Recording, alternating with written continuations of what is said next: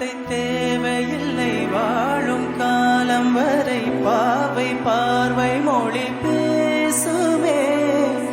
நேற்று தேவையில்லை நாளை தேவையில்லை இன்று இந்த நொடி போதுமே யார் என்று அறியாமல் பெயர் கூட தெரியாமல் இவளோடு ஒரு சொந்தம் உருவானதே